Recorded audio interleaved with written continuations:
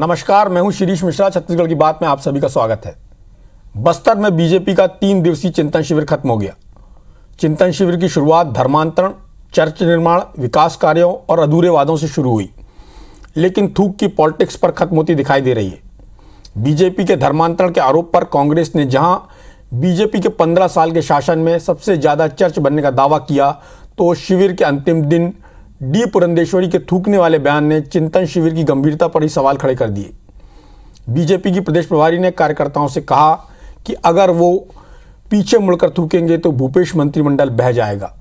अब सवाल यह है कि 14 विधायकों वाली बीजेपी किस आधार पर अपनी थूक से सरकार गिराने की बात कर रही है। क्या डी पुरंदेश्वरी के इस बयान को बीजेपी की सत्ता में वापसी के लिए बेचैनी मानी जाए? चर्चा करेंगे, लेकिन उससे पहले देखते हैं एक रिपोर्ट।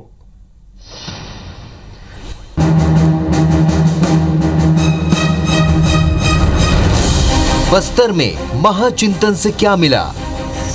जीत का फॉर्मूला हाथ लगा क्या? बीजेपी के सामने कई सवाल हैं, लेकिन सबसे बड़ा सवाल यही है कि सत्ता में वापसी की राह कैसे निकलेगी। दरअसल इसी सवाल ने पार्टी को चिंतन करने के लिए मजबूर कर दिया है। हालांकि विधानसभा चुनाव को 2 साल से भी ज्यादा का वक्त है, लेकिन सूबे में सियासी माहौल कुछ ऐसा बन गया है जैसे चुनाव कुछ दिन बाद ही हो।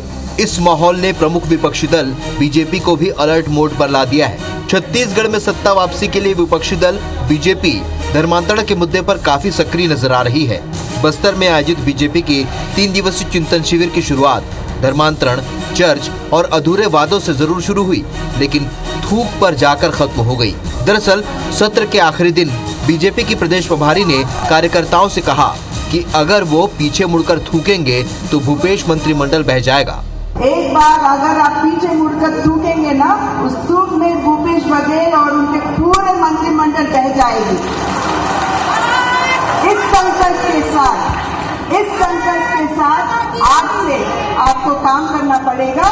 पुरंदेश्वरी के बयान पर सीएम भूपेश बघेल ने पलटवार करते हुए कहा कि बीजेपी के चिंतन शिविर का निष्कर्ष यही निकला है, लेकिन बीजेपी नेता ये भूल गई कि आसमान में थूकोगे तो खुद के चेहरे पर गिरेगा।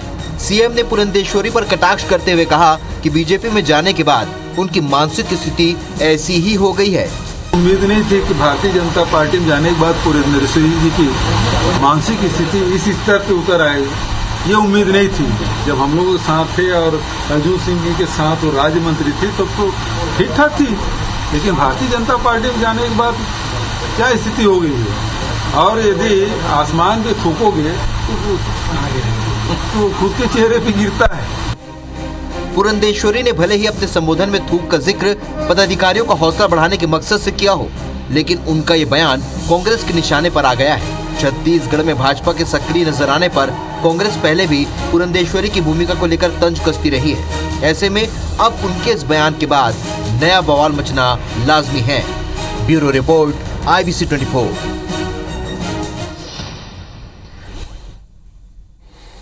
तो देखते हैं कि भारतीय जनता पार्टी का ये चिंतन किस तरह का है। क्या ये अटल बिहारी वाजपेयी वाली पार्टी है जो इस तरह का एक बयान दिया गया कि थूक देंगे तो भूपेश मंत्रिमंडल बह जाएगा। उसके बाद सबसे वहाँ का जो मज़ेदार वाक़या है या जो दृश्य है वो ये कि उसके बाद कार्यकर्ता जिस तरह से नारे लगाते हैं, भारत माता की जय, जैसे बहुत अच्छी बात की हुई, देश के लिए कोई बहुत उत्साहवर्धन वाली बात हो, देश के लिए कोई जोश वाली बात हो।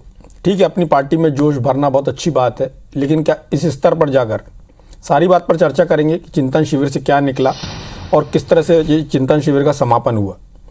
हमारे साथ 2 खास मेहमान हैं। कांग्रेस से सुरेंद्र शर्मा जी हैं जो चेयरमैन हैं कृषक कल्याण परिषद के, OP चौधरी जी हैं जो भारतीय जनता पार्टी के नेता हैं, खरसिया से चुनाव लड़ चुके हैं, पूर्व प्रशासनिक अधिकारी हैं, युवा नेता हैं।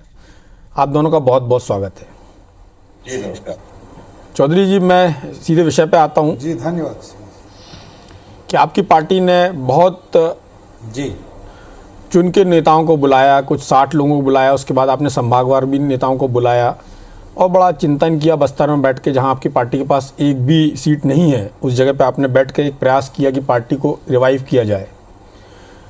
क्योंकि आपकी पार्टी की जो नेता, जैसा कि भूपेश बघेल जी ने कहा कि जब तक कांग्रेस में थी तब तक इस तरह की बात नहीं करती थी, और अब जब कांग्रेस छोड़ के भारतीय जनता पार्टी में आ चुकी हैं तो इस तरह की बात कर रही हैं।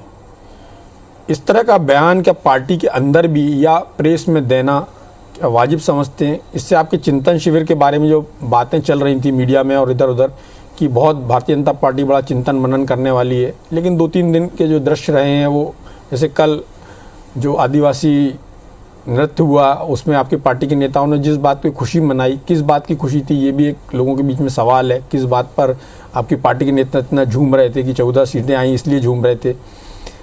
उस चिंतन शिविर से क्या निकला? आपकी पार्टी की कोई लाइन तय हुई क्या?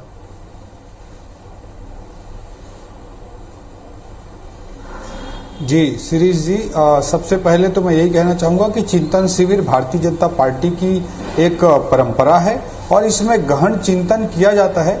मतलब इसका मतलब ये नहीं कि वहाँ पे कोई म्यूजिक ना हो, कि कोई नृत्य ना हो। एक कल्चरल इन्वायरमेंट में बस्तर बैंड के साथ, बस्तर की संस्कृति के झलकियों के साथ अगर हमारे राजनेता लोग थिरक जाते हैं तो उसको भी हर कोई नेगेटिव दृष्टि से देखे उचित नहीं। दिन भर चिंतन होता है, लेकिन एक आनंद का माहौल, मन में परिवेश भी होना अत्यंत आवश्यक है। हम किसी भी गंभीर विषय पर जब चर्चा करते हैं तो ये पहली बात हुई। दूसरा बात, पुरंदेश्वरी जी के बयान की बात है तो मैं यही कहना चाहूंगा कि उनके बयान का आशय था कि भाई थूकना मतलब एक तरह से तिरस्कार का। जो भी गलत काम कांग्रेस कर रही है, जिस तरह से वादा खिलाफी कर रही है, जिस तरह से वनोपजों पे बस्तर में हाहाकार मचा हुआ है, जिस तरह से पूरे छत्तीसगढ़ में माफिया राज मचा हुआ है, इसमें अगर तिरस्कार करते हुए, इसका बहिष्कार करते हुए विपक्ष का जो रोल है उसको हमारे भारतीय जनता पार्टी के कार्यकर्ता अगर निभाएंगे तो कांग्रेस बह जाएगी। यही उनका आशय है और इस शब्द पे ना जाएं तो उचित होगा, उनके आशय पर जाएं तो शायद आपको सही लगेगा। और ये निश्चित रूप से प्रदेश के हालात जिस तरह से निर्मित हो गए हैं तो आज उसी तरह के काम करने की जरूरत है कि विपक्ष के कार्यकर्ता के रूप में हर व्यक्ति उठकर खड़ा हो और कांग्रेस के तिरस्कार करे, बहिष्कार करे और उठ करके जनता की आवाज को उठाए। तो निश्चित रूप से कांग्रेस जैसे 2000 से 2003 में 3 साल का अवसर मिला था, उसमें जिस तरह के लोग पाप किए तो 15 साल के लिए भाग गई थी। इस तरह से 5 साल का अवसर गलती से इनको मिल गया है हैट्रिक जीत के बाद भारतीय जनता पार्टी के। तो इसमें अगर अच्छा काम कार्यकर्ता उठकर खड़ा हो तो इस बार 25 साल के लिए बह सकती है। यही उनका आशय था शिरीष जी, यही बात मैं रखना चाहूंगा। देखिए चौधरी जी, आपने बहुत संयत तरीके से बहुत अच्छे शब्दों में अपनी बात कही।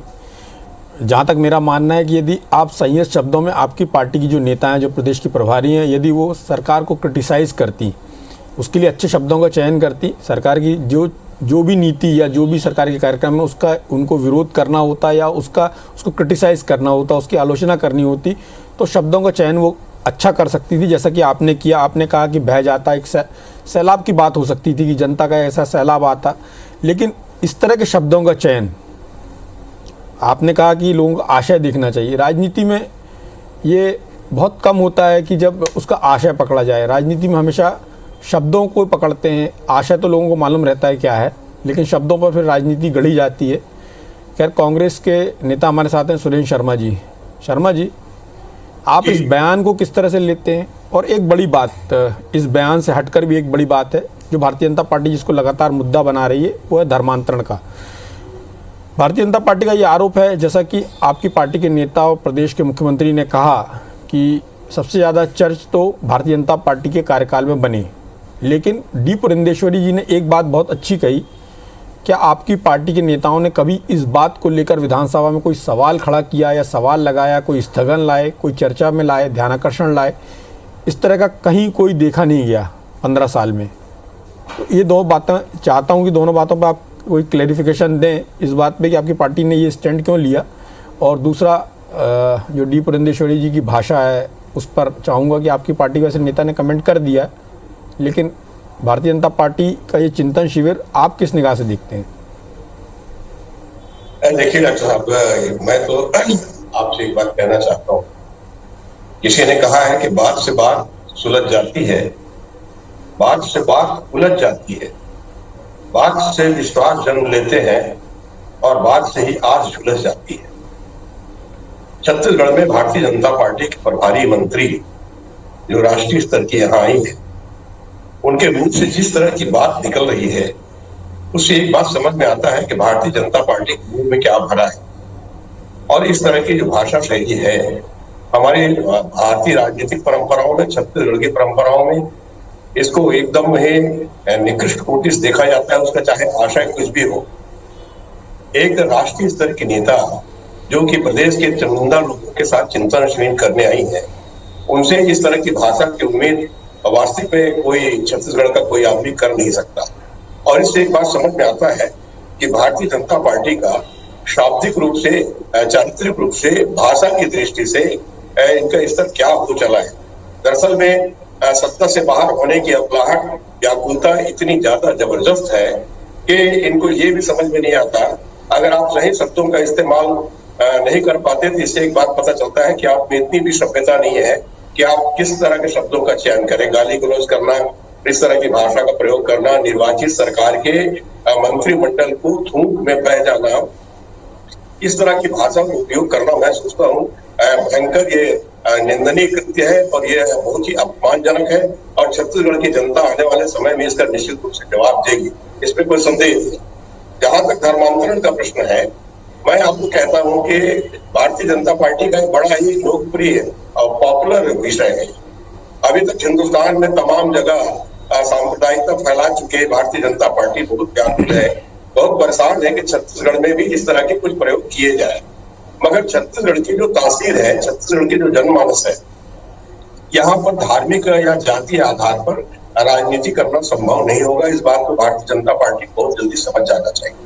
दरअसल में ये इस प्रकार के आरोप लगाना कि आपने चर्च के संबंध में प्रश्न क्यों नहीं उठाया, तो हमने तो झीरम घाटी के संबंध में प्रश्न उठाया, आपने जवाब दिया क्या? हमने नान घोटाले के संबंध में प्रश्न उठाया, आपने जांच कराई क्या? हमने तो अनेक सारे प्रश्न उठाए, उस पर आपने कुछ कदम उठाया क्या?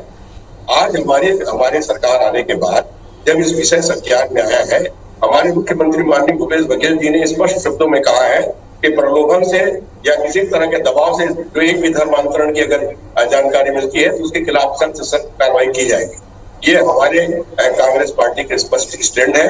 और मैं निवेदन करूंगा, ओपी चौधरी जी पूर्व में कलेक्टर रहे हैं, अभी भारतीय जनता पार्टी ज्वाइन किए हैं, और पुरेंद्रेश्वरी जी पहले कांग्रेस में रही हैं, अच्छी भाषा का इस्तेमाल करती थी। मैं चौधरी जी से निवेदन करता हूं कि अपने भारतीय जनता पार्टी के आने वाले भविष्य के लिए कम से कम शब्दों के संबंध में थोड़ी सी सचेत रहे, इस बात को पहल करने की कोशिश करेंगे तो ज्यादा अच्छा होगा। चलिए, ओपी चौधरी जी कुछ कहना चाह रहे हैं।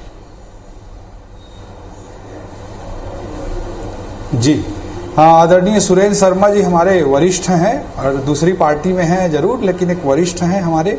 और मैं यही कहना चाहूँगा कि उन्होंने संस्कारों की और बात की, तो कांग्रेस के लिए ये बात पूरे छत्तीसगढ़ की जनता बहुत अच्छे तरीके से जानती है कि उन्हीं पुरंदेश्वरी जी को कांग्रेस ने अभी जस्ट पिछले महीने ही किस तरह से अपमानित किया था फूलन देवी कह करके। ये कांग्रेस का संस्कार है, इसको छत्तीसगढ़ की जनता बहुत अच्छी तरीके से देख रही। शिरीष जी, कवासी लखमा जी कलेक्टर को जूता मारने की बात कह देते हैं। बृहस्पति सिंह जी फोन में एक डिप्टी कलेक्टर को किस तरह की भाषा का प्रयोग करते हैं, उसके लिए तो उन पे एफआईआर करके उनको जेल में डालना चाहिए। इस तरह के भाषा का प्रयोग ये लोग लगातार कांग्रेस में करती आ रही है, और उन्हीं पुरंदेश्वरी जी को फूलन देवी कह करके कांग्रेस ने पिछले महीने ही अपमानित किया है। तो मैं यही कहना चाहूंगा कि इसके कांग्रेस की परंपरा और कांग्रेस की संस्कृति ये है।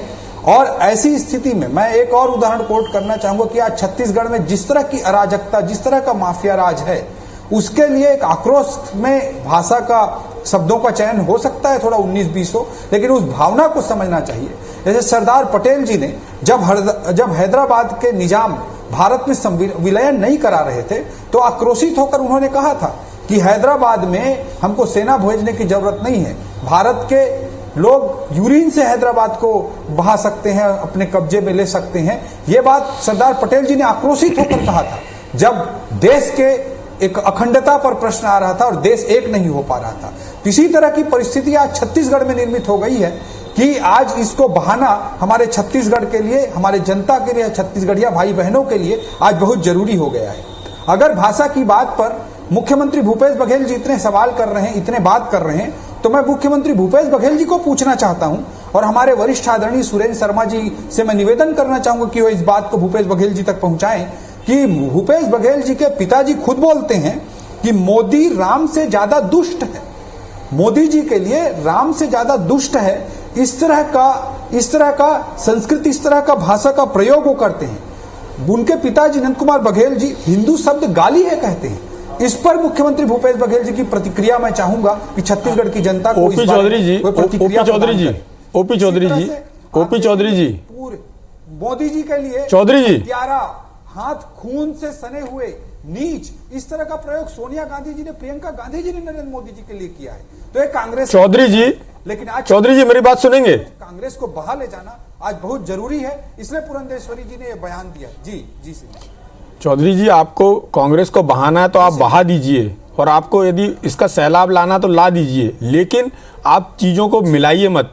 भूपेश बघेल जी के पिताजी पॉलिटिक्स में नहीं है, वो आप किसी व्यक्तिगत चीज को राजनीति मत लाइए। अभी दो पार्टियों के नेताओं की बात हो रही, और जहां तक आपने कांग्रेस नेताओं पर आरोप लगाया, तो यदि कांग्रेस के नेता गलत भाषा का इस्तेमाल कर रहे हैं तो ऐसा क्या कि आप अपनी पार्टी की नेता का बचाव नहीं कर सकते हैं? आपको, आप इसको जस्टिफाई कर रहे हैं क्या उनके बयान को? व्यक्ति हैं, वो क्या बोलते हैं उसका भी मायने रखता है जी। वो आप व्यक्तिगत बात को पार्टी की बात बना रहे हैं, ये बात बिल्कुल ठीक नहीं है। यहाँ पर उनके पिता का राजनीति से कोई लेना देना नहीं है, आप पार्टी की बात कीजिए। और कांग्रेस, सुनिए मेरी बात सुनिए, वरिष्ठ व्यक्ति है, एक नागरिक के रूप में भी उन पर क्या कार्रवाई हुई जब हिंदू शब्द को गाली बोल देते हैं, मोदी राम से ज्यादा दुष्ट है बोल देते हैं। सोनिया गांधी जी ने जब बोल दिया कि चौधरी जी, यदि आपको अपनी बात जस्टिफाई करना तो आप कर सकते हैं, लेकिन आपकी पार्टी को सोचना चाहिए कि आपकी पार्टी के जो प्रभारी हैं, यदि उन्होंने ऐसी भाषा का इस्तेमाल किया है और कौन सी संस्कृति थी। चलिए, आप अपनी बात को जस्टिफाई करने में लगे हुए हैं।